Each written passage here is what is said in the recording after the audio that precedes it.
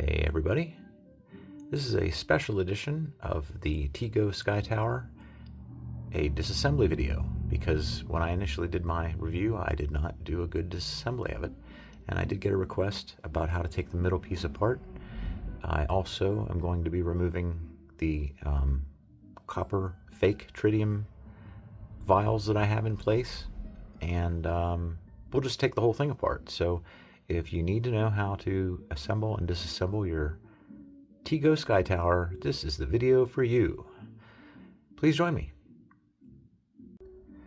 So here we are.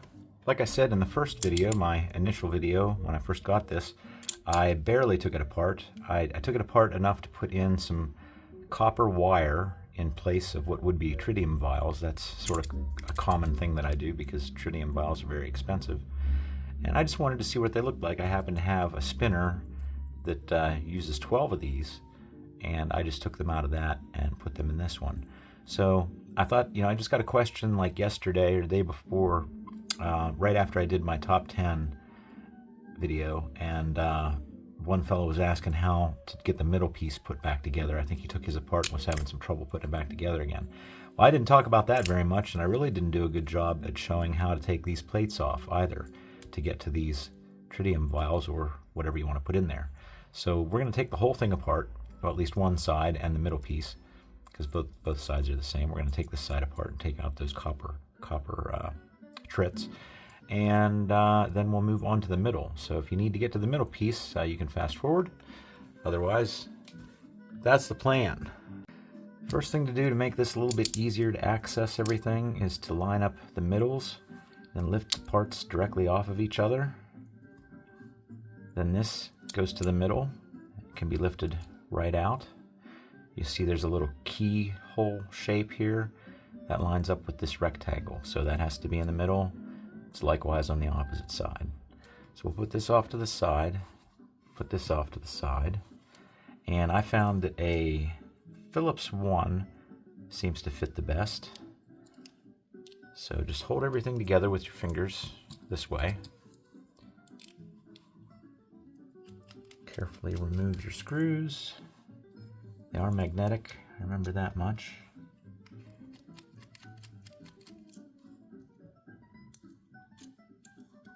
Okay, now there are also two little washers in here we don't want to lose. You see one here and one here. The magnets are kind of affecting them.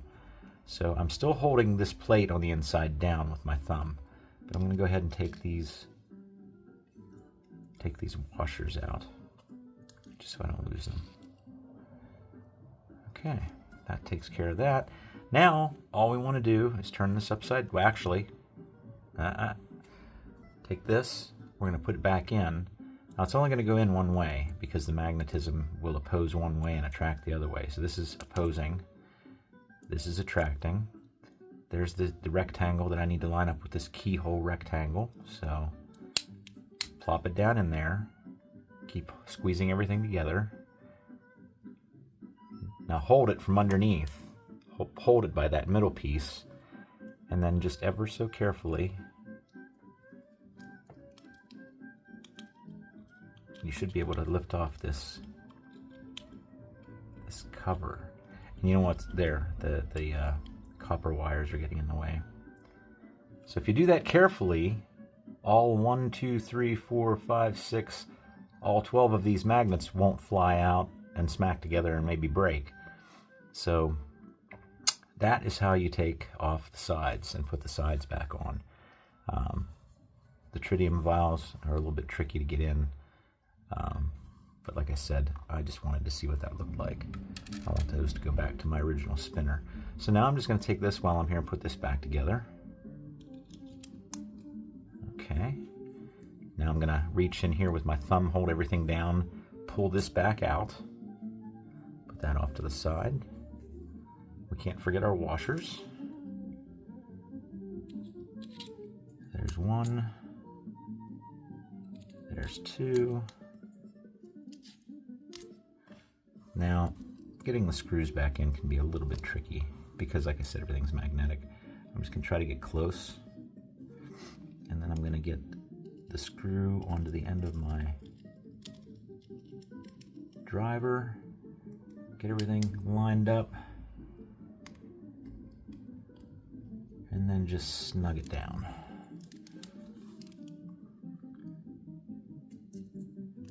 That's close enough.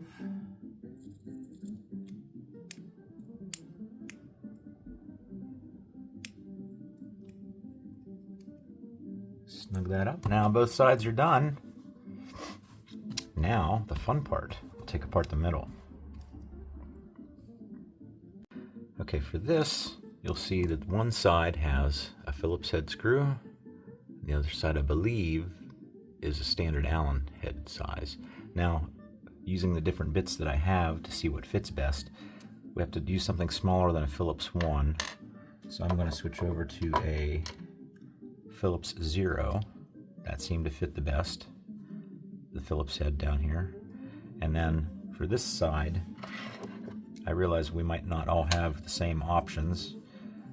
It seemed like a 1.5 millimeter fits perfectly in that. But if you don't have that, a 1/16 bit might fit. I say that because I have a 16th bit in one kit and a 16th bit in the other kit. One fit, one didn't. They're off just by a little bit. The other thing that ought to fit is a T6. So those are your options. You have to put something in that side and hold it steady. That is, as you see, I turn the bottom. The top of the screw turns. That's nothing but a little cylinder running through there, and we're going to hold that cylinder still by putting this tool in this side, and then we'll unscrew that Phillips just like this. And it's a very small screw, so make sure you're doing this over something safe. Okay, now, see, I said it was a little cylinder. That's all it is. So now this is holding itself together. There's just a bunch of magnets around both sides on the inside. It's somewhat similar to a haptic coin, really. And on the outside, if you're not familiar with this, the way these came out of the factory is there's one magnet missing on either side. In this case, that one's missing, and that one's missing. And they've applied a Teflon tape right over top of everything, including the open holes. So I've never messed around with that. Now to take this apart, all you really have to do is carefully lift the pieces. They'll rotate. You can rotate them. Okay, and then I noticed if I gave it a little push, there's nothing, I could feel them rattling around in there and everything. So I figured, well, the only thing that's really holding them together is the magnets, and they're already attracted to each other, so I should be able to just lift, you should be able to just carefully lift off one side like this, and then all the magnets will remain stuck. So this side, see, is empty, and this side, this is how it came from the factory. There's 1, 2, then a space, then 2, then a space, then 2, then a space, and then 2. And these, let me get up close so you can see for sure. These are just sitting on top. So that's all you need to do. If you need to put this back together again, I should say that, like I pointed out, this side is empty. So the magnets are not glued on this side at all. On this side, it appears that the magnets are glued. Now, I see a piece of tape or film right there. That might be what is holding everything down here. You know what? We're here for exploratory reasons. I need to teach somebody how to do this. I've never been in here before. So let's find out. Is that a piece of tape that comes off or not? I'm going to temporarily remove these 2, 4, 6, 8 magnets.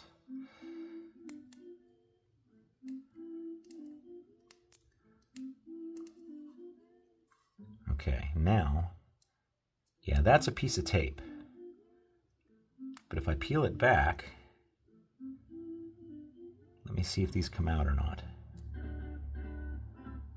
No, they're glued in. That's good. So just leave that tape on there, I'd say. Leave that tape on there. That's there. I doubt it's Teflon tape, but whatever tape it is, just leave it on there. So we want to put back, maybe easier to do these one at a time. We just want to put 2, then skip a space, and put 2 more down, skip a space, put 2 more down, and then the last 2.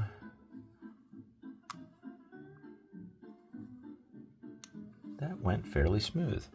Make sure they're all right on top of the magnet that they're supposed to be. That will ensure that they would line up with this one, because we're going to take this and put it right back on top. I'll bring this up for another close look. Get it focused. See that? All right, now all I'm going to do is put this back together. Now I imagine, you know, if you wanted to play around, fine-tune this, I don't want to get into that tonight. I'm kind of happy with the way it works, the way it is. But you could probably, I'm pretty sure this came with extra magnets as well, small ones. You could put more magnets or fewer magnets or put them in different patterns. Maybe that'll be a little experiment for some other day. But right now, we'll just put this back together again.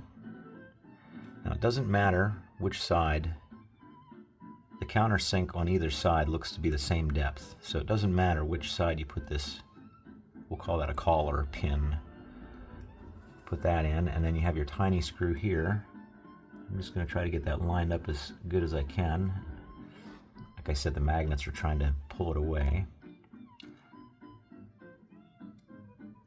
And now I'm just going to get it started. I'm holding the back screw with my finger, and I'm just going to get this started. Okay, now it's started. I can come back with my 2mm or one of the other options I gave you, and just hold it steady and then snug that screw down a little bit, and that's it. Make sure it turns. It does. Now all you have to do is line that rectangle up with the little keyhole rectangle here in the middle, and then this rectangle will line up with this rectangle, and there we go. No more copper trits, and now we know how the inside part works. So I hope that was useful, interesting, entertaining. If you have any questions or comments, please put them in the comments, and I'll get back to you as soon as I can. Thanks for watching. Bye.